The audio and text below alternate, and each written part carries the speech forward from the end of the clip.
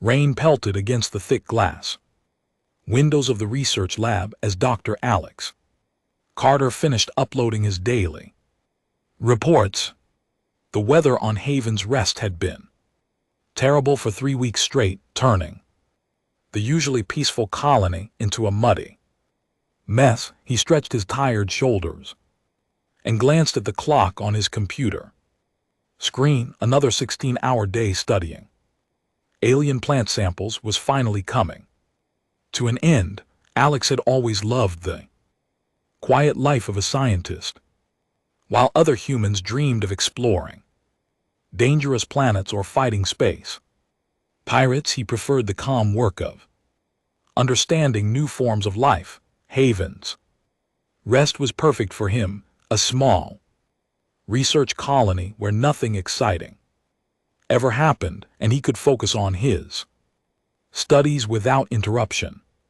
That peaceful life ended the moment he heard the sound. At first he thought it might be thunder. The noise was deep and rumbling, shaking the walls of his lab. But thunder didn't last for 30 seconds straight, and it definitely didn't sound like crying. Alex sat down his cup of coffee and walked to the window, wiping away the condensation with his sleeve. What he saw outside made his breath catch in his throat. A massive creature lay collapsed in the muddy clearing behind his lab, even curled up in pain. It was easily the size of a small building. Its scale shimmered between deep green and dark blue, catching the dim light from his lab windows. 2 enormous wings were folded tightly around something much smaller, protecting it from the driving rain. Alex had seen pictures of the Cathara before, but never up close. Colonists called them dragons because they looked like the mythical creatures from Earth's old stories, but these beings were real, intelligent, and normally lived far from human settlements. They had their own cities, their own technology, and their own problems that humans rarely got involved with. This dragon was clearly a female, and she was in terrible distress. Her long neck was stretched toward his lab, and even through the rain and darkness, Alex could see her golden eyes fixed on his windows. She was looking directly at him, and there was something in that gaze that made his heart race. It was a look of pure desperation, the kind of expression a mother might have when her child was dying. Alex grabbed his rain jacket and headed for the door. Every logical part of his brain told him this was dangerous. Dragons were huge and powerful, and this one was obviously upset about something. But he couldn't ignore the pleading look in those golden eyes. The rain soaked through his jacket immediately as he stepped outside. The dragon watched him approach, making soft rumbling sounds that might have been words in her own language. As he got closer, Alex noticed she was breathing heavily, and her scales looked dull in places where they should have been bright. When he was about 10 ft away, something amazing happened. Words formed in his mind, not in any language he recognized, but somehow he understood their meaning perfectly. Please. The voice in his head was weak and full of pain.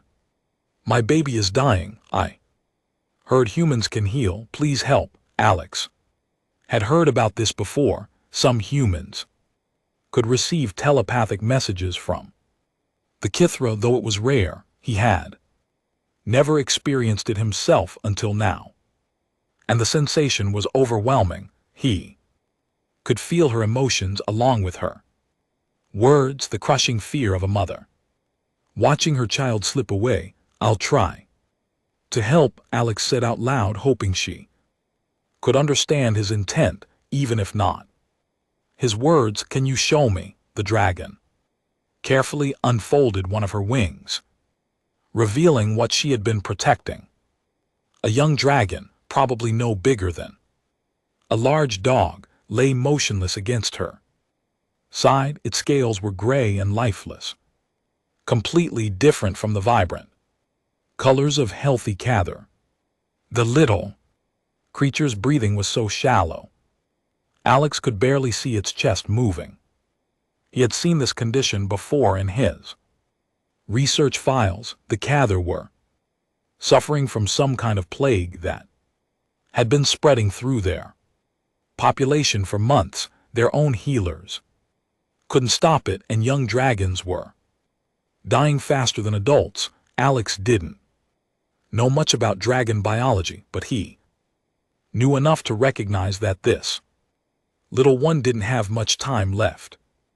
"My name is Skyweaver," the dragon's mental voice whispered in his head. "This is my only child. The healers say there is no hope, but I have heard stories, humans who can work miracles. Please, if there is any chance." Alex looked at the dying baby dragon and made a decision that would change everything. He couldn't leave a mother to watch her child die, no matter what species they were. "Bring her inside," he said, gesturing toward his lab. "I have medical equipment there. I can't promise anything, but I'll do whatever I can." Skyweaver's relief was so powerful, Alex could feel it like a physical wave. She carefully picked up her baby with one massive claw, holding the tiny dragon as gently as if it were made of glass. The little one didn't even stir at the movement, which worried Alex more than he wanted to admit. Getting a 30-foot dragon through his lab door was impossible, but Skyweaver seemed to understand. She gently placed her baby just inside the doorway, then coiled her massive body around the outside of the building. Even though she couldn't fit inside, she would be as close as possible to her child. Alex carefully lifted the young dragon, surprised by how warm it felt. Despite its condition, the little creature weighed less than he expected, and its scales felt soft and flexible rather than hard like armor.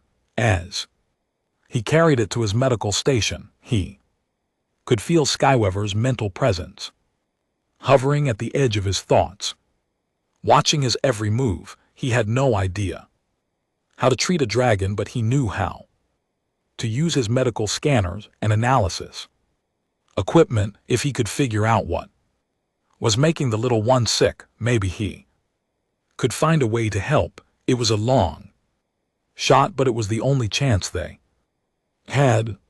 As Alex began setting up his equipment, he found himself wondering how Skyweaver had known to come to him.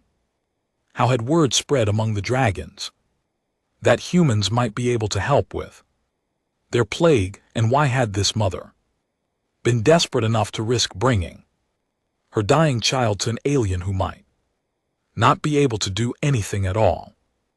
Outside, Skyweaver's mental voice whispered one more time in his thoughts. "Her name is Hope." Alex looked down at the tiny dragon on his medical table and made a silent promise. Hope was a good name, and he was going to do everything in his power to make sure it wasn't just wishful thinking. Even if he had to work through the night, even if he had to try 100 different approaches, he would find a way to save this little life. The storm outside was getting worse, but inside his lab, Alex felt a strange sense of calm. He had found his purpose, and nothing was going to stop him from seeing it through. 3 days had passed since Skyweaver brought her dying child to Alex's lab, and nothing had gone according to plan. Young Dragon Hope lay in a specially modified medical containment unit that Alex had cobbled together from his research equipment. Her breathing had stabilized somewhat, but she remained unconscious, and her scales continued to lose their color with each passing hour. Alex had barely slept during those 3 Days every time he thought he was making progress, the test results would show something new and confusing.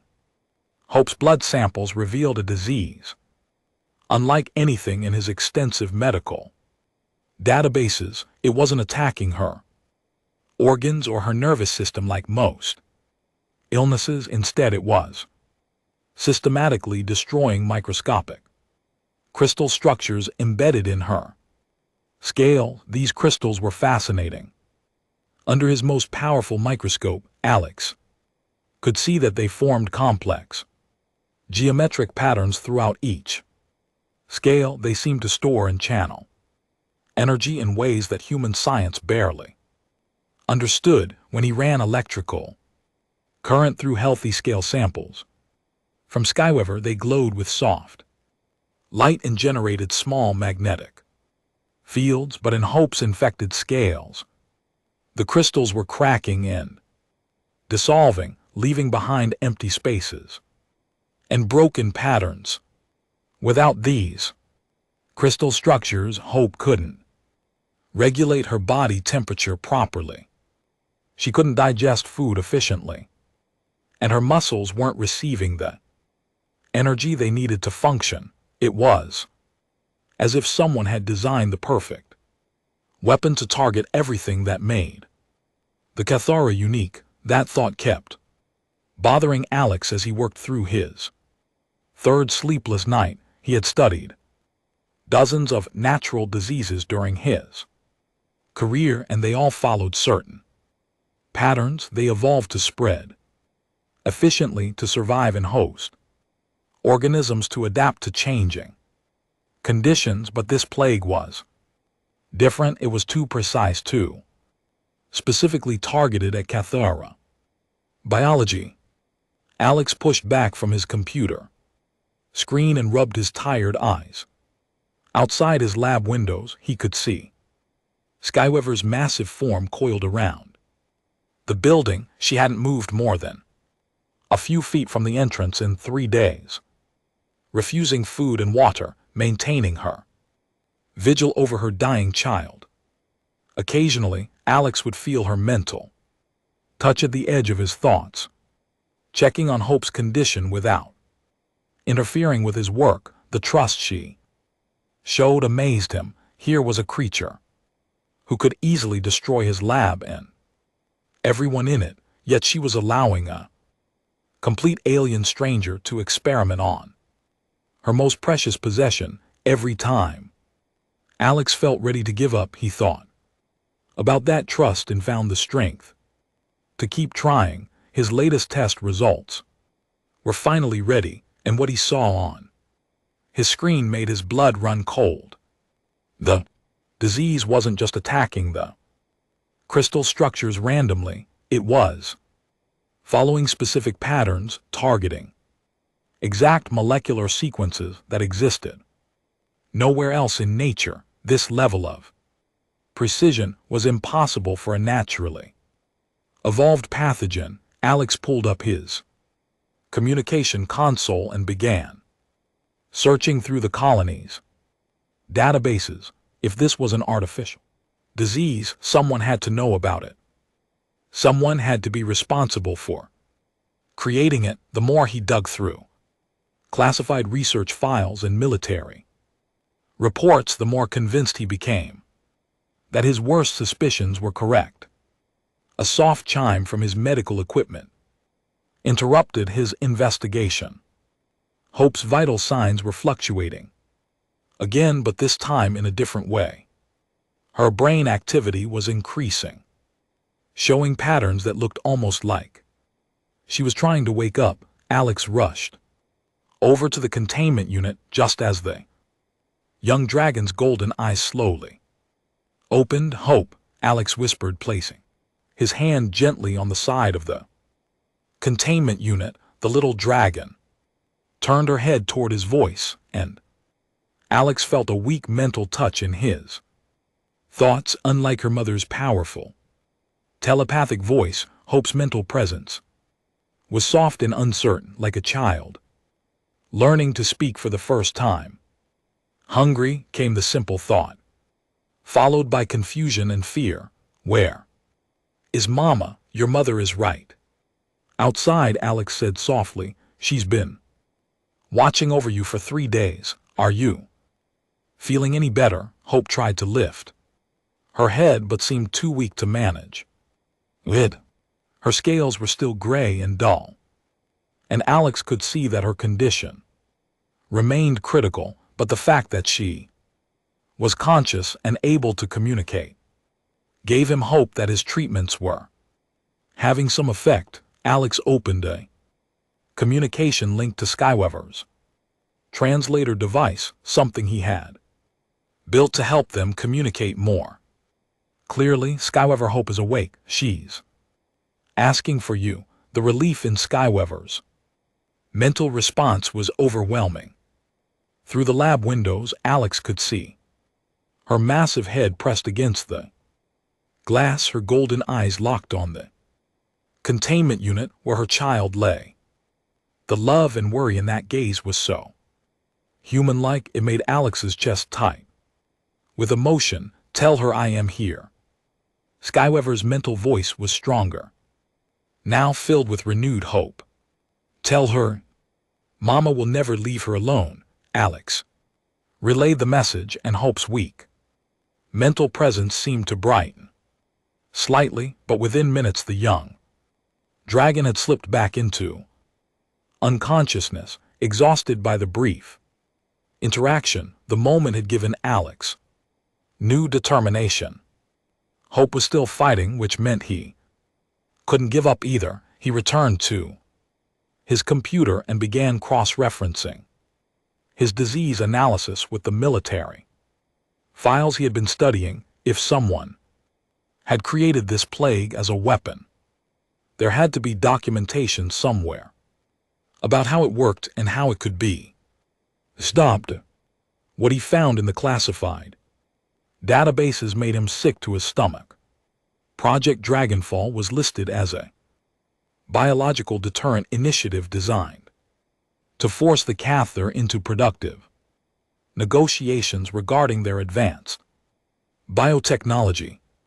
The plague wasn't meant to kill all of them, just enough to demonstrate human capabilities and convince the dragons to share their secrets. Alex read through file after file, his horror growing with each document. The plague had been specifically designed to target young Keith first, knowing that threatening their children would have the greatest psychological impact. It was calculated, cold-blooded, and completely immoral.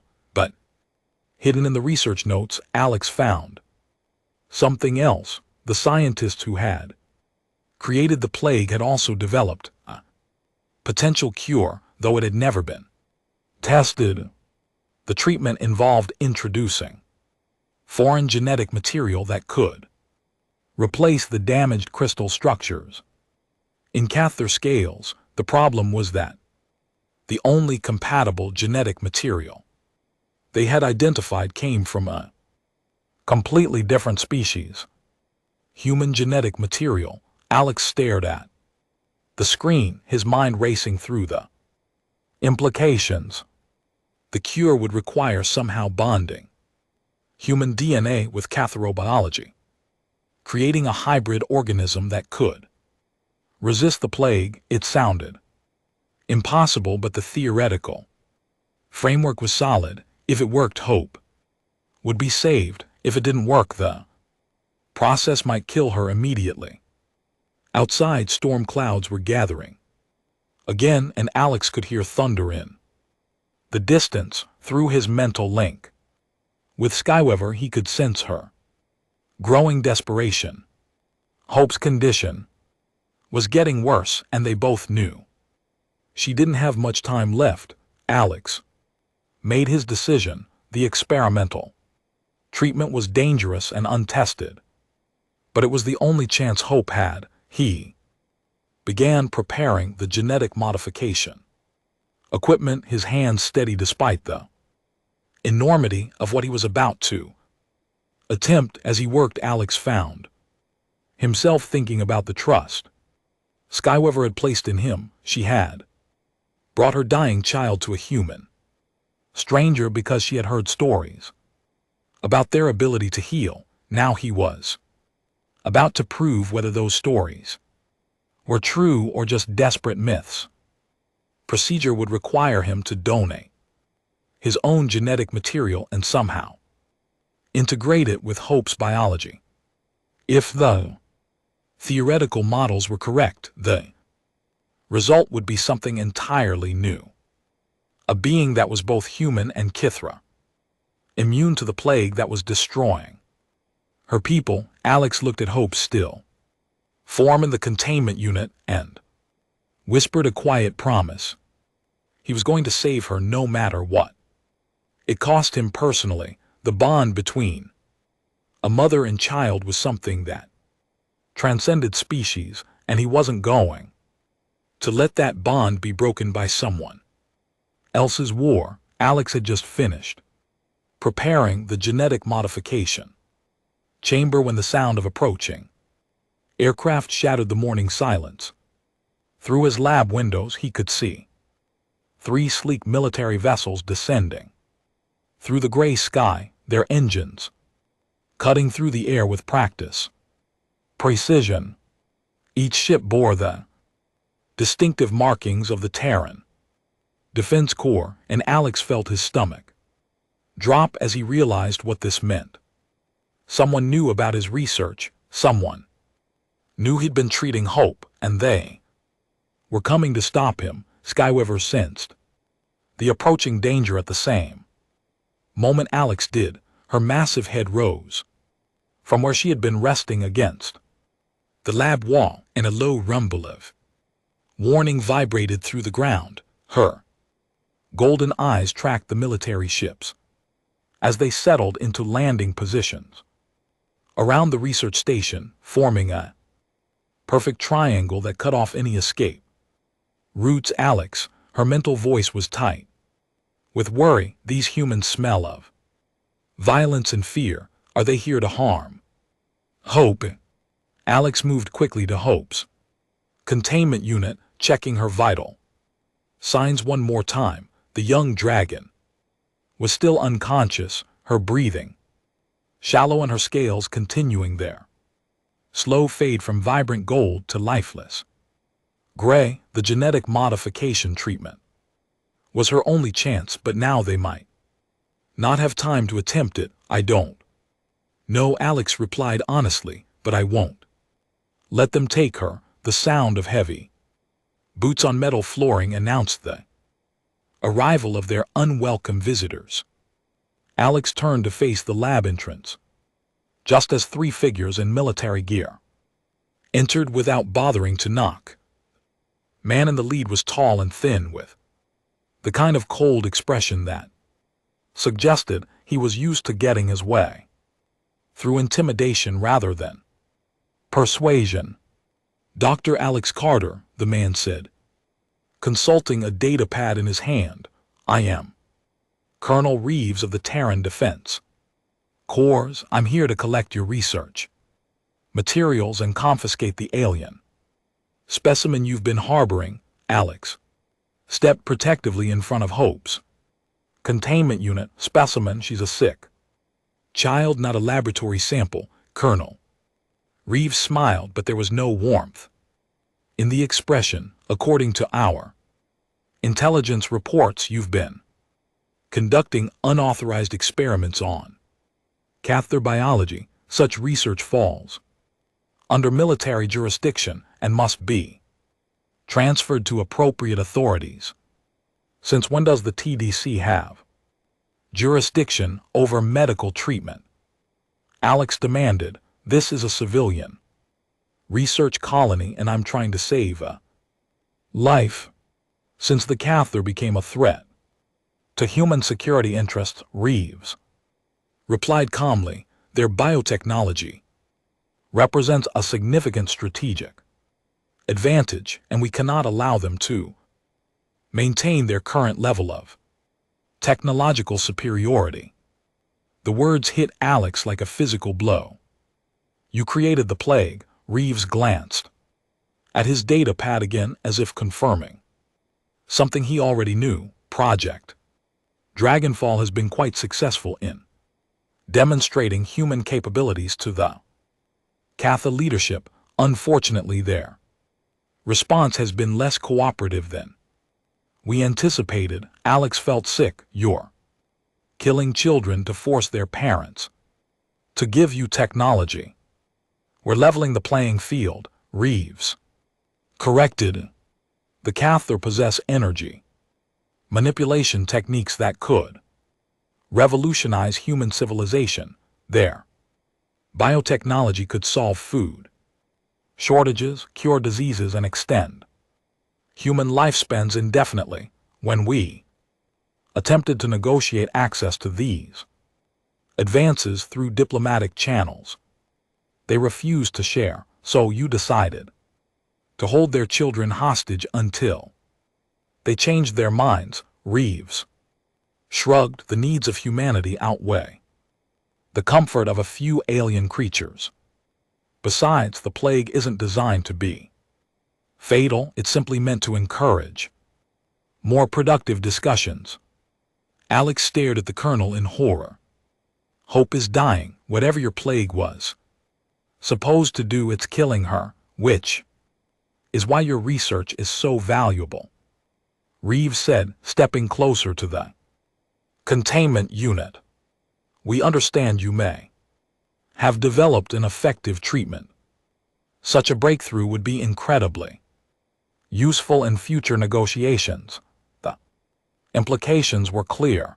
The TDC didn't want to cure the plague. They wanted to control the cure. They could use it as leverage, offering treatment only exchange for whatever technology they wanted. It was extortion on a species-wide scale. Outside the lab, Skyweaver's mental roar of fury shook the walls. She could sense the threat to her child, and her massive body was coiled in preparation for attack. The only thing holding her back was the knowledge that violence might endanger Hope.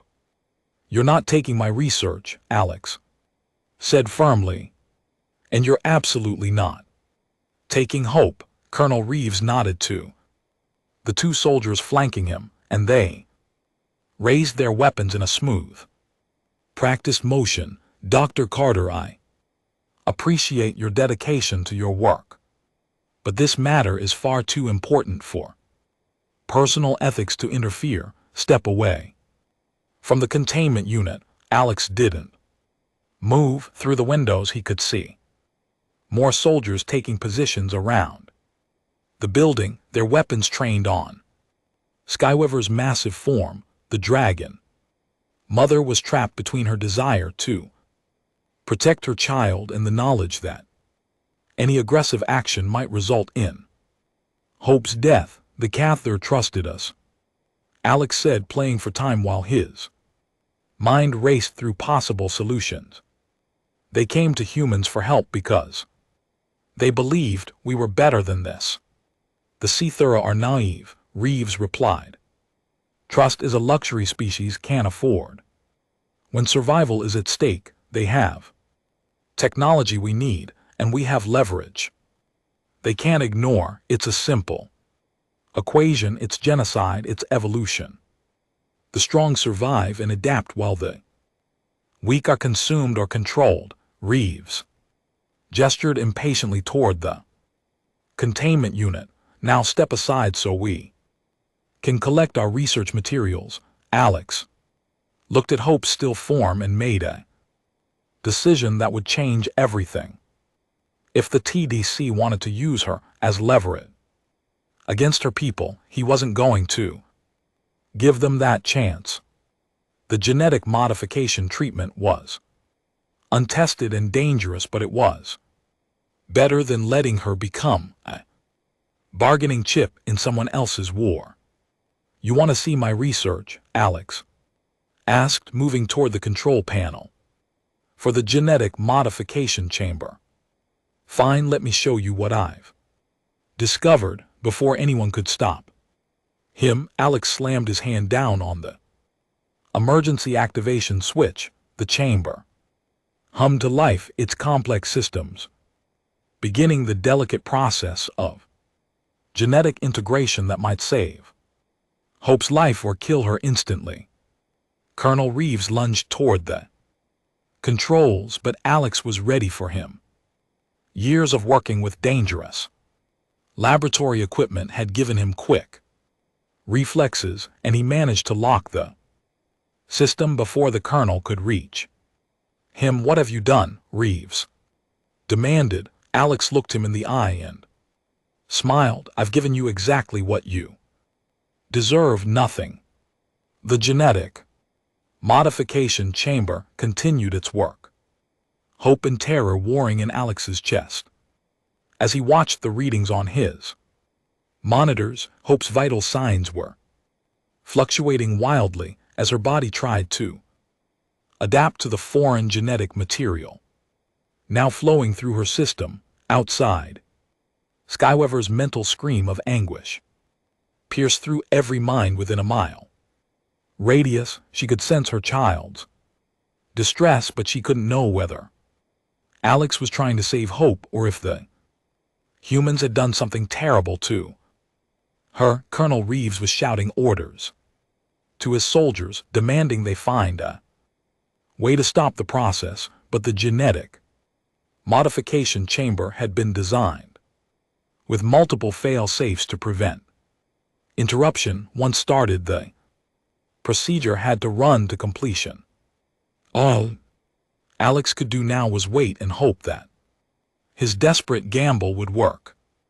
If it did, Hope would become something entirely new, a bridge between human and Kithra that could survive both the plague and whatever other weapons the TDC might develop. If it didn't work, he had just killed the one being whose life might have brought peace between their species.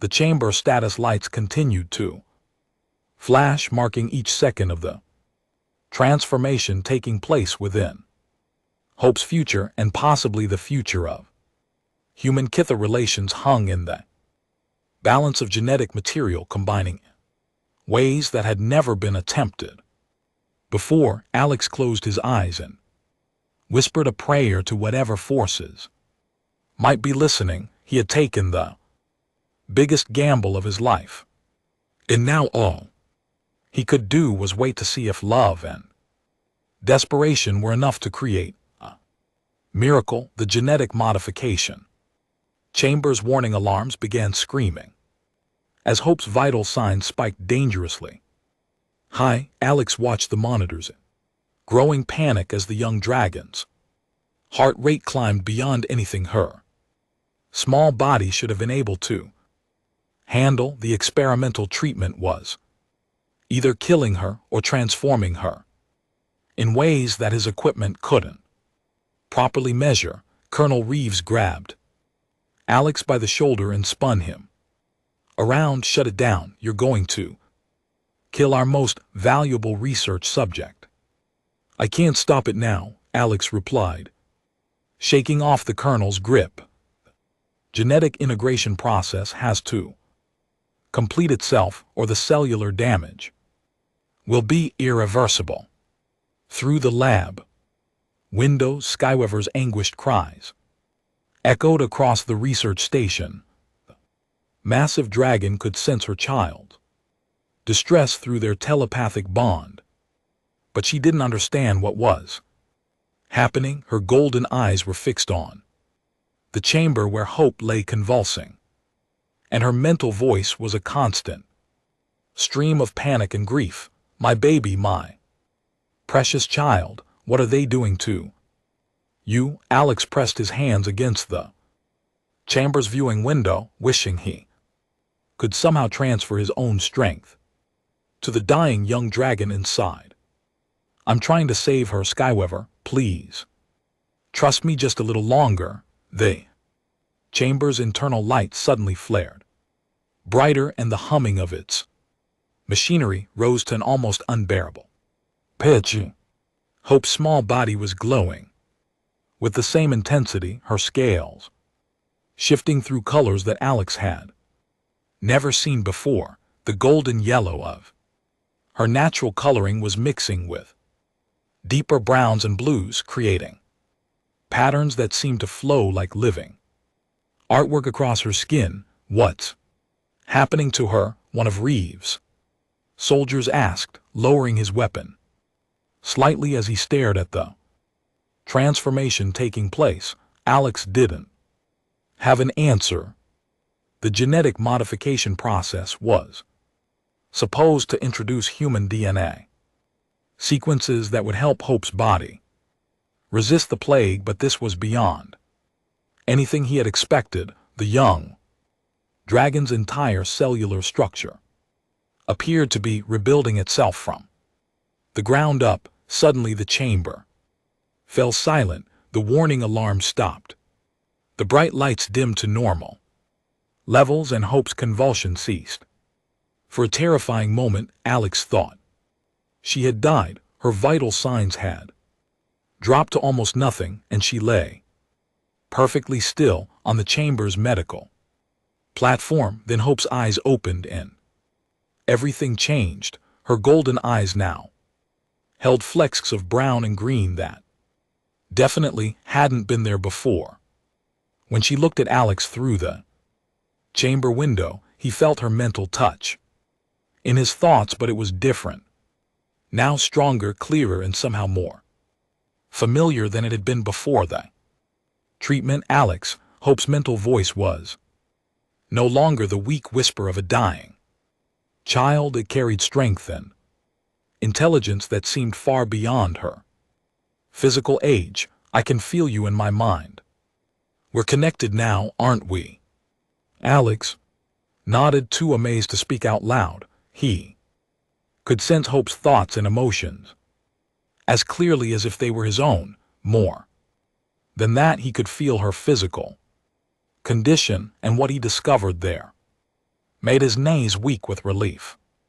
The plague was gone. Whatever genetic changes had taken place during the modification process, they had completely eliminated the disease that had been killing her. The crystal structures in her scales were not only intact but somehow enhanced, glowing with energy patterns that were entirely new. Impossible. Colonel Reeves breathed, studying the readings on Alex's monitors. The genetic compatibility between humans and Cather is supposed to be zero. Cross-species modification should have killed her instantly. Hope slowly sat up in the chamber, testing her movements with careful precision. Her scales had settled into a beautiful pattern of gold and brown that seemed to shift and flow as she moved. When she spread her small wings, Alex could see that they too had changed, becoming more flexible and somehow more aerodynamic than before. "I feel different," Hope said, her mental voice reaching both Alex and her mother simultaneously. "Stronger, like I'm more than I was before, but still completely me." Skyweaver's relief was so powerful it flooded through Alex's connection with Hope, making him stagger. The massive dragon pressed her head against the lab window, tears of joy streaming down her scaled cheeks. "My daughter, my precious Hope, you're alive, you're healthy."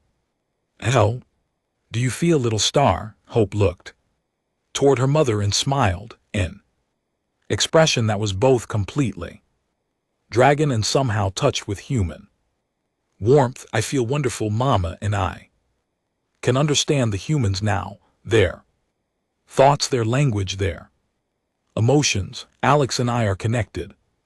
Somehow, the implications of what had happened were staggering. Alex had not only cured Hope's plague but had created something entirely new. She was still fully Cathara in every way that mattered, but she now carried human genetic markers that would allow her to bridge the gap between their species in ways that had never been possible before. Colonel Reeves was speaking rapidly into his communication device, reporting the successful treatment to his superiors. Alex could hear enough of the conversation to know that the TDC was already making plans to capture Hope and study her transformation. Sir, yes, sir, the hybrid process appears to be stable. No, there are no apparent negative side effects. Yes, we should be able to replicate the procedure with other subjects. Alex felt a surge of protective anger that surprised him with its intensity. Through his connection with Hope, he could sense her growing fear as she listened to the Colonel's conversation. She understood enough human speech now to know that they wanted to use her as a test subject for future experiments. "They're not taking you anywhere," Alex said firmly, both out loud and through their mental link. "I won't let them." Hope's response came not in words but in a sudden explosion of energy that lit up every piece of electronic equipment. In the lab, the lights flickered, the computers sparked, and the soldiers' weapons suddenly went dead in their hands. Even the TDC ships outside began showing system failures as Hope's enhanced crystal structures channeled power in ways that interfered with all nearby technology. What did she do?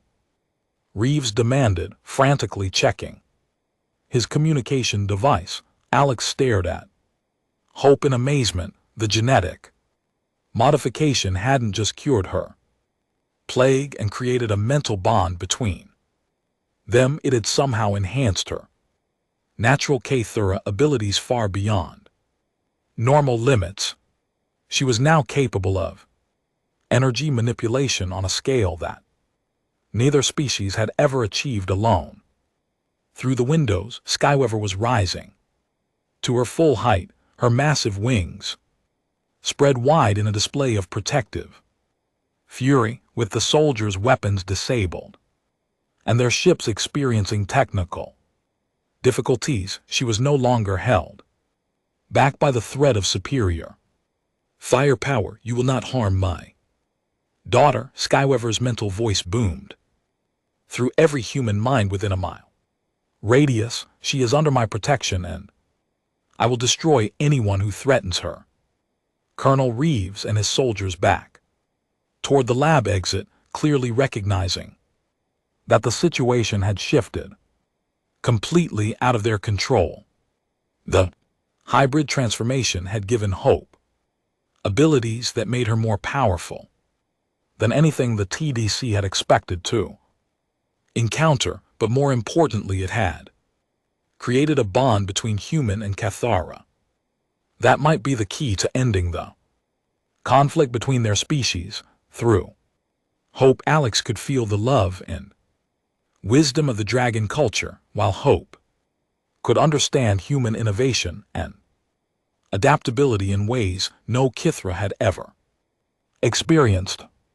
"This changes everything," Alex said softly, watching as Hope stepped out of the modification chamber and moved toward the window where her mother waited. Hope nodded, her enhanced understanding allowing her to grasp implications that would have been beyond her before the transformation. "Yes, it does. We're not just human or Cathara anymore.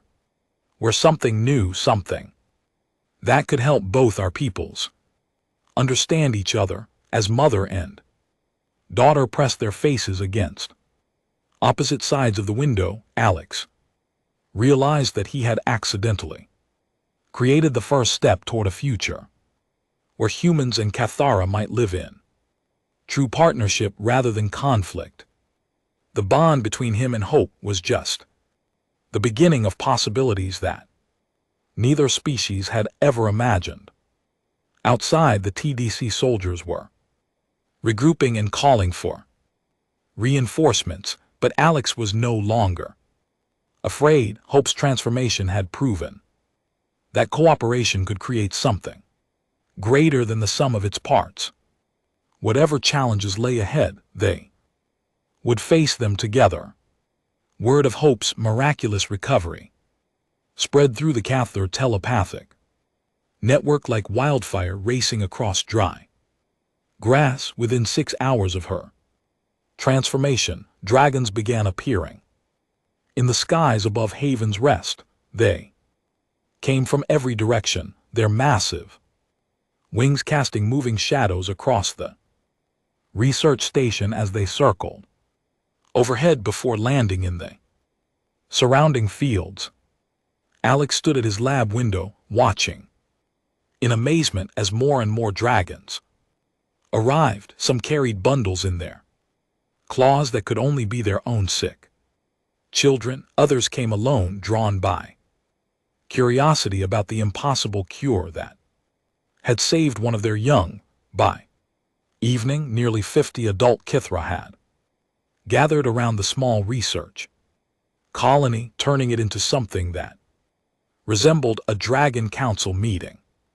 Hope had grown stronger throughout the day, her hybrid vigor allowing her to recover from the genetic modification process far faster than Alex had expected. She now served as a translator between the arriving dragons and the few humans brave enough to remain at the station.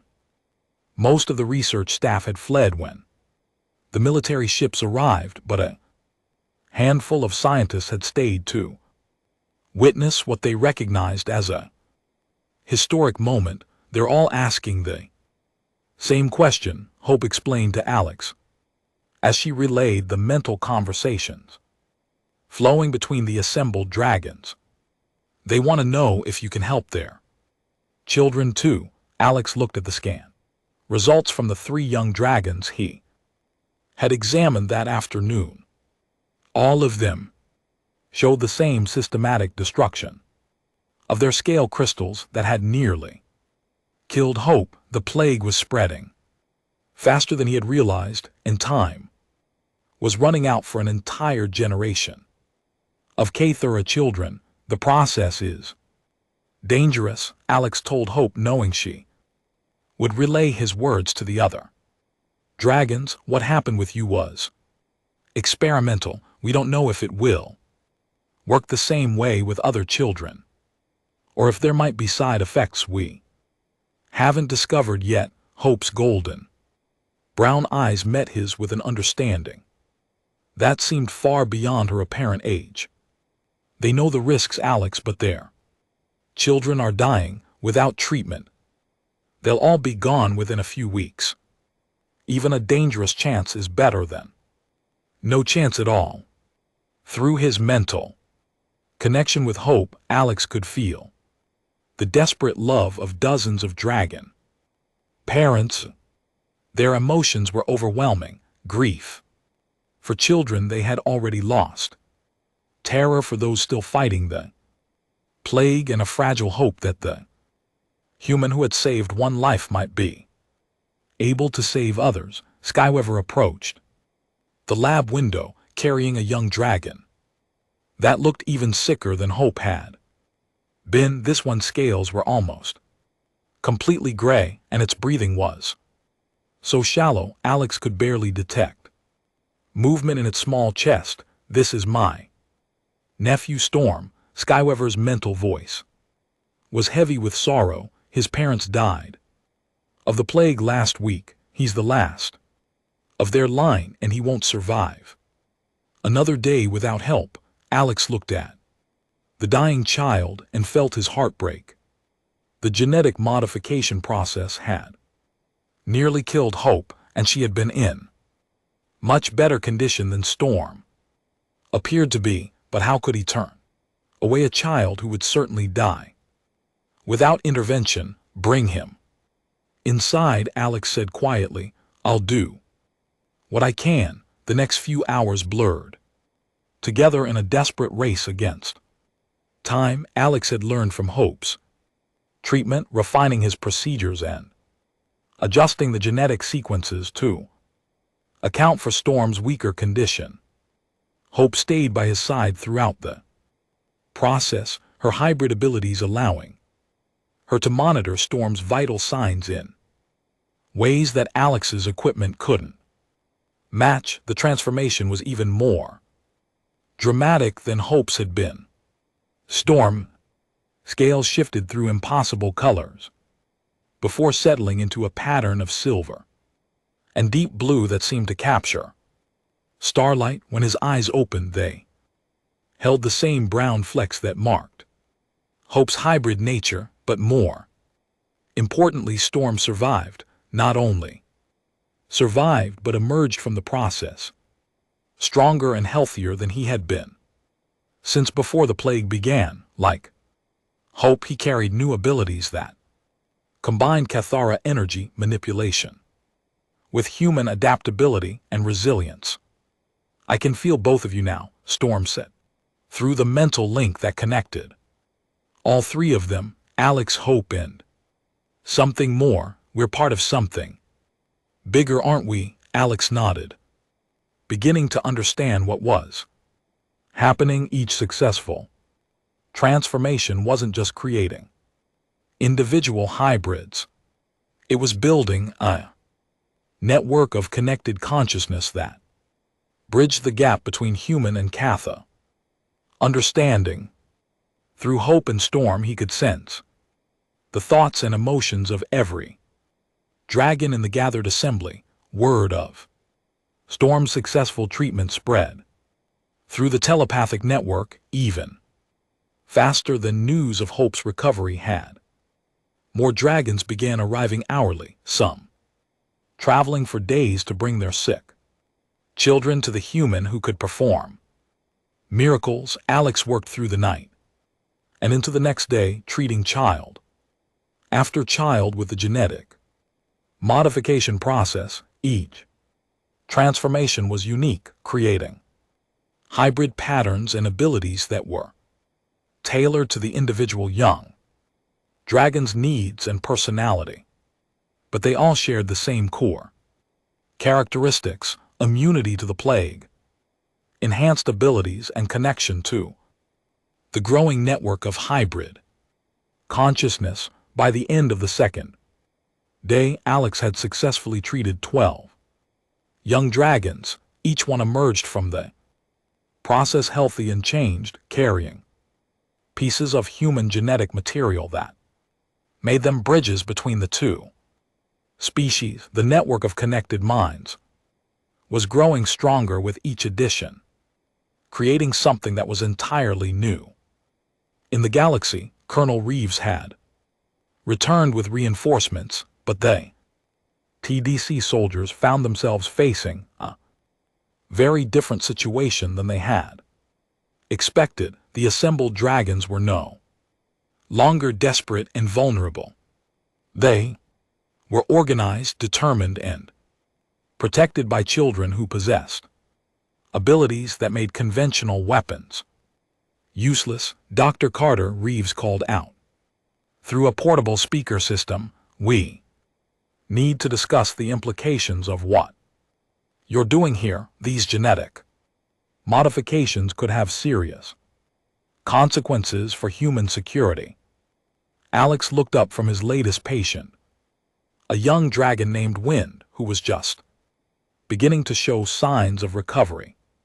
Through the network connection, he could feel the collective opinion of every hybrid child and their families. They were no longer afraid of the humans or their weapons. They were prepared to defend their transformed children with everything they had. The only security threat here is the plague you created, Alex replied. "I'm fixing your mistake, one child at a time." Hope approached the window where Reeves could see her hybrid features clearly visible in the afternoon light. When she spoke, her words carried through the speaker system with perfect clarity. "Colonel Reeves, my name is Hope. I'm the first human hybrid, and I speak for all the children who have been transformed. We are not weapons to be controlled or studied. We are the future of both our species, and We choose cooperation over conflict. The simple dignity in her voice carried more authority than all of Reeves' military rank and equipment. Through the network, Alex could feel the other hybrid children adding their mental voices to Hope's declaration. They were united in their desire for peace, but they were also prepared to defend themselves if necessary.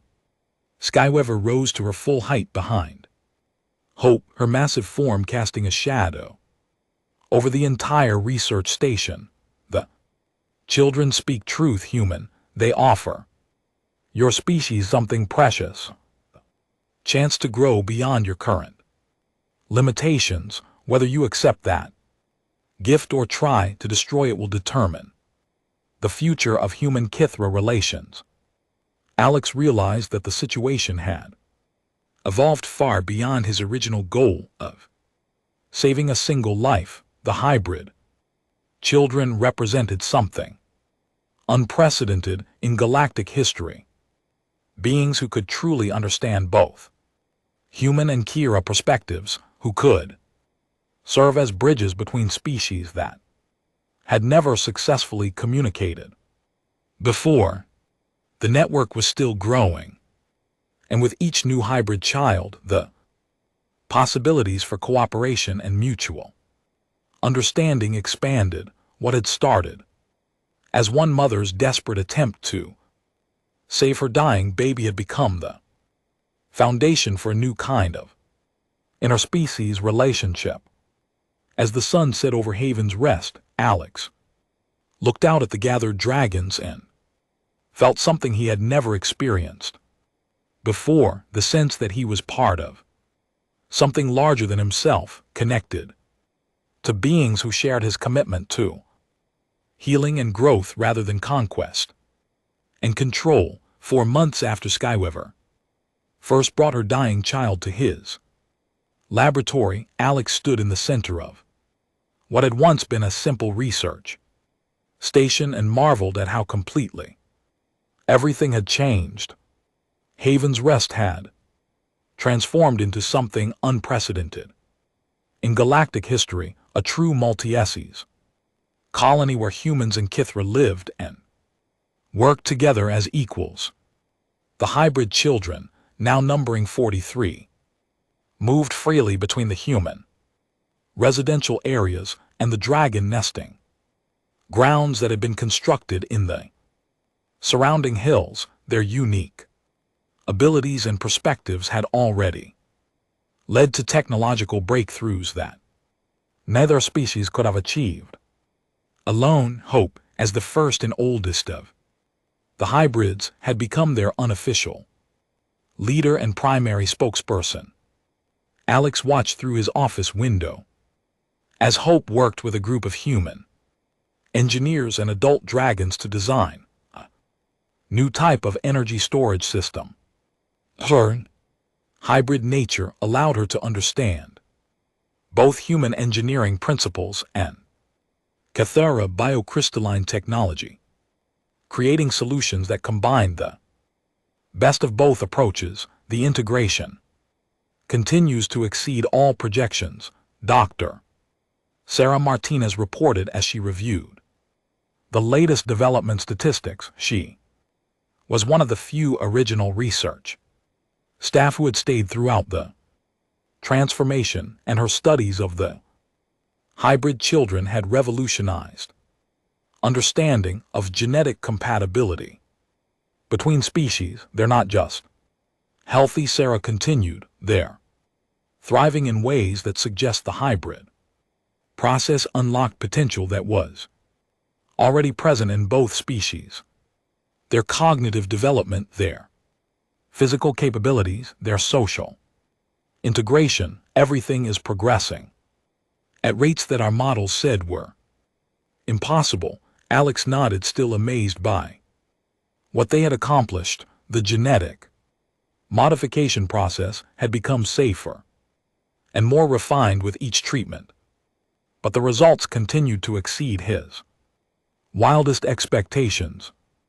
The hybrid children weren't weakened by Their dual nature, they were enhanced by it possessing abilities and insights that made them natural bridges between human and Catholic cultures. A soft chime from his communication system interrupted his thoughts. Admiral Tours appeared on the screen, her expression serious but not hostile. The TDC had undergone significant leadership changes after the exposure of Project Dragonfall, and the new administration was taking a very different approach to human-Kithra relations. Dr. Carter, I wanted to personally thank you for your cooperation during our investigation of Colonel Reeves and his team. The evidence you provided has led to the complete shutdown of the biological weapons program and significant reforms in our xenological protocols. Alex leaned back in his chair, remembering the tense weeks when TDC investigators had descended on Haven's Rest to document the crimes committed by the previous administration. The hybrid children had been instrumental in providing testimony about the plague's effects, their unique perspectives helping to build an ironclad case against those responsible.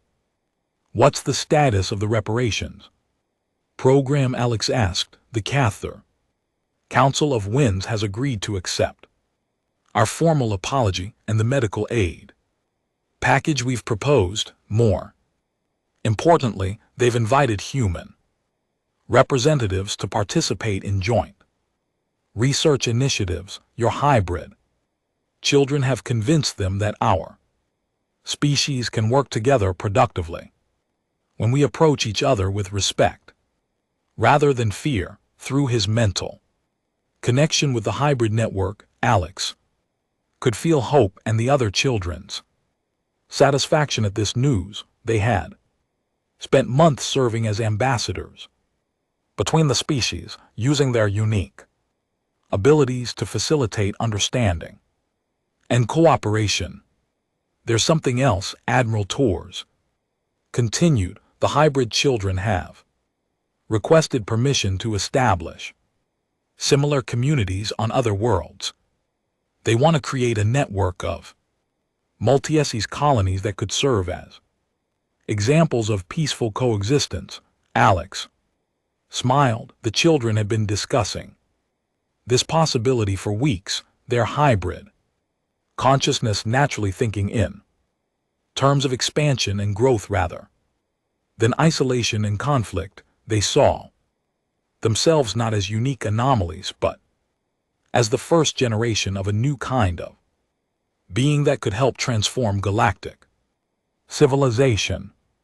I think that's an excellent idea, Alex replied, but the decision should be theirs to make. They're not children anymore despite their physical age.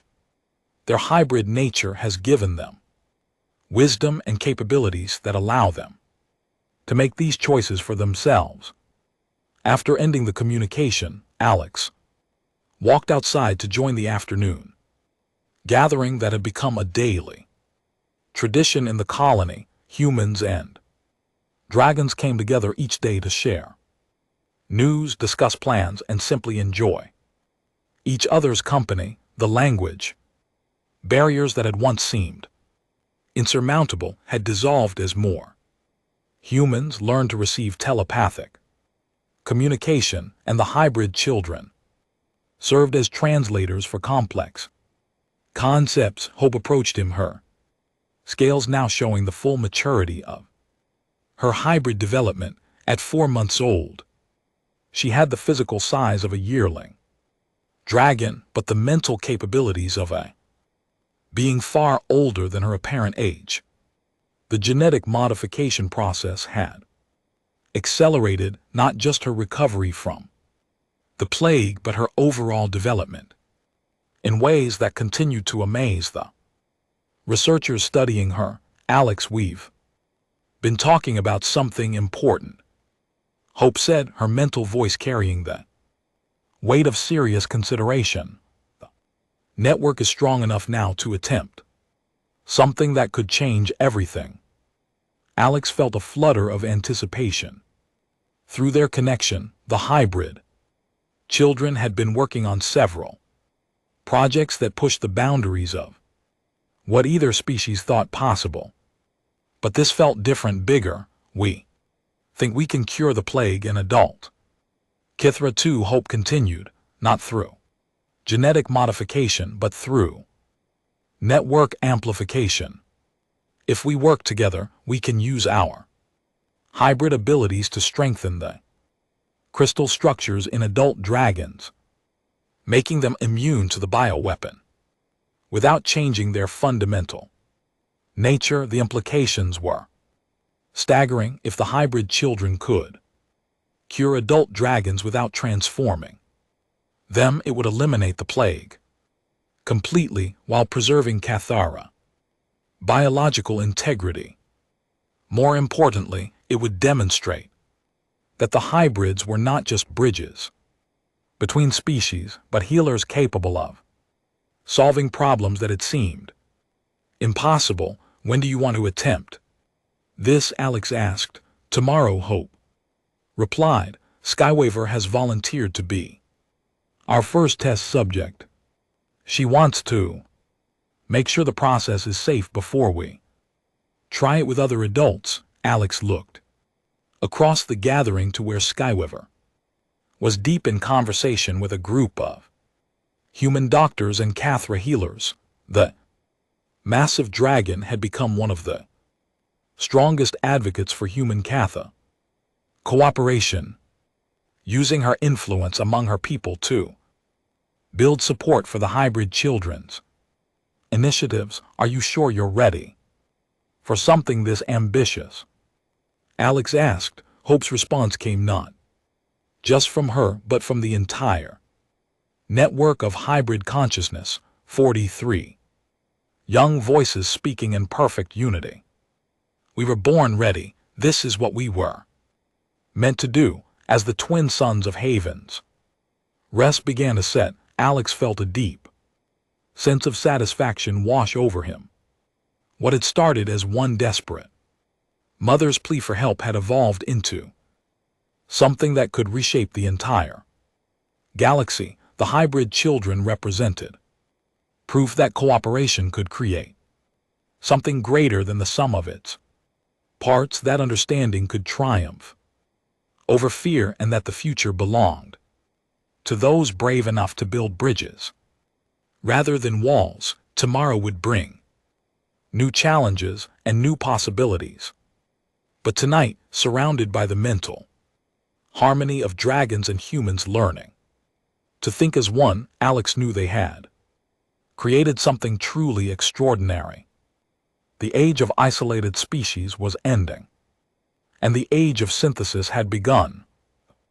Weeping Mother Dragon, who had carried her dying cub to his laboratory door, had given him more than just a patient to heal.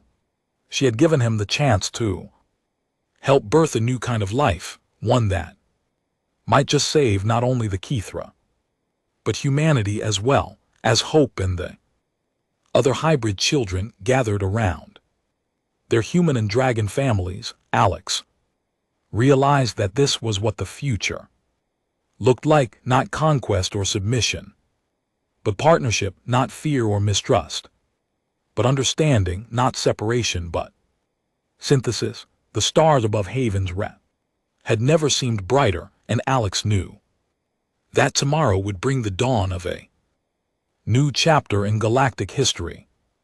Chapter written not by weapons or threats, but by love, courage, and the unshakable belief that different species could become one people while remaining true to themselves.